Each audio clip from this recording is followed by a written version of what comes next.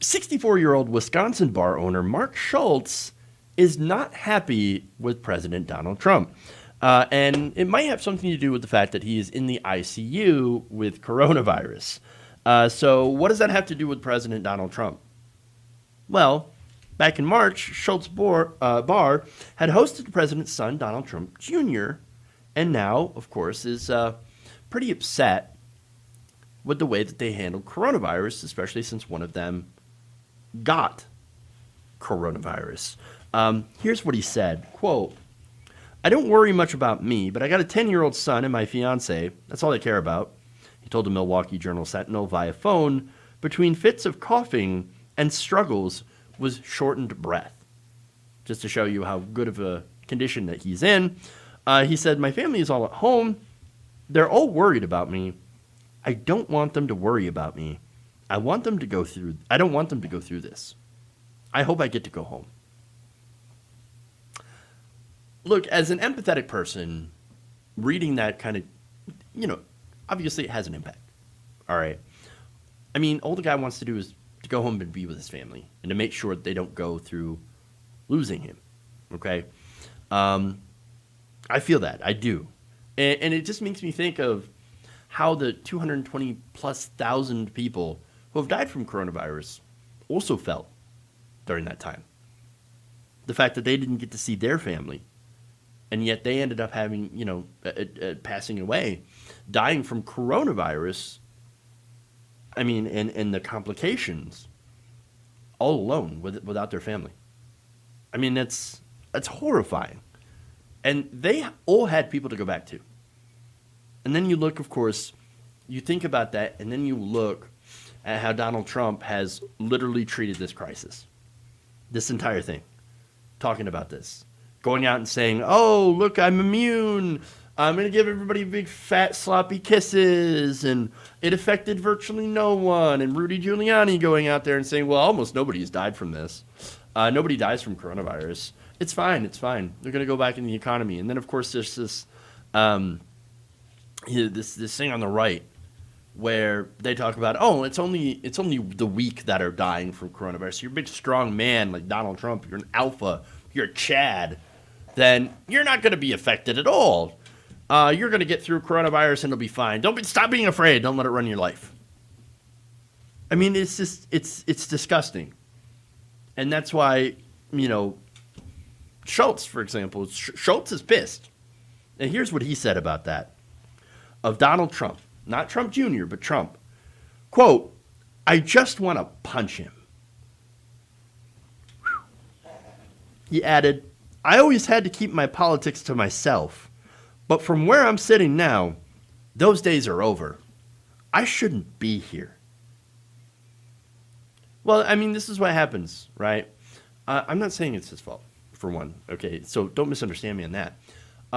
But he opened up his place for, Donald Trump, Trump Jr., to come in and whatever. He's like, "Hey, look, I'm not playing politics. I'm not trying to be partisan or anything like that. We're open up to anybody." All right, I get that. I understand the impulse to try to be fair and to not try to take sides. But at this point in the game, even back in March, there were clear sides delineated. And it was clear what either side stood for. He didn't get it at that point. But, understand, this is, this is what regular people see because they're not involved in this, understand, right? There's an ignorance about where people stand in the political spectrum. There's still a lot of people that believe that Republicans are not only looking out for their good, right, for the people's good, but are good faith actors. And you even see that from the Democratic side. Nancy Pelosi, for example, says, "Oh, Democrat. I can't wait till the Republicans, kind of take back their party and become what they should be." No, they're a death cult, and they've always been this way for a very long time. Donald Trump is the ultimate result of conservatism. This is who they are when taken to their logical extreme. So understand that. Now, the article did add that Schultz Bar used to be a place free of politics, but not anymore. That's what he says. But understand that it's never been free of politics, because nothing is. Politics affects everything that we do, everything that we go through, everything in our lives. To give a few examples of the bar, liquor licensing, that's political. Punishments for being intoxicated in public, that's obviously political. Hell, even shipping, right? What you can and cannot ship, and what can and cannot be shipped. That stuff also political. There's a lot of things in life, great many things that are political. You can't just get away from it. We are never free of politics. And some people mistakenly think that it's only the circus that we see every 4 years. No. Politics is not a spectator sport. It happens all the time, and it's all around us, the decisions that are made. And I think that's where people are mistaken, and we need to get more involved if we want to change those politics. So, that said, I wish more people would understand that. But that's just a tangent. So let's get back to Schultz, right? Now, Schultz believes that Trump should have been more upfront with the public from the beginning about the danger of the virus that's now killed nearly 220,000 people. And, of course, the numbers are continuing to spike, to climb. This winter is going to be especially bad. Schultz recalled feeling sick on the same day that Donald Trump checked into Walter Reed Medical Center, and he said the president's nonchalant attitude was wearing thin on him. Quote, "I'm just frustrated with the president, the nonchalantness of the virus. They should be afraid. It's nothing to mess with. I just can't sleep. If you can't breathe, you can't sleep." Yeah.